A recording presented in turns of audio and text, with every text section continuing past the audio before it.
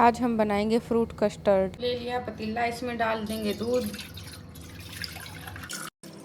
चला लेंगे गैस। ले लेंगे एक बाउल, इसमें डाल देंगे कस्टर्ड पाउडर, इसमें दूध डाल के इसको मिला लेंगे। इसको अच्छे से मिला लेंगे, इसमें कोई लम्स नहीं पड़ना चाहिए। दूध हो चुका है गरम, इसमें डाल देंगे हम चीनी। कस्टर्ड हमारा घुल चुका है, अब डाल देंगे इसको दूध में। ये बनकर हमारा तैयार है।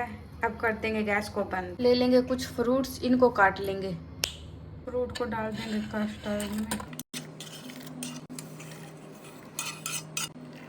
और इसको चलाएंगे।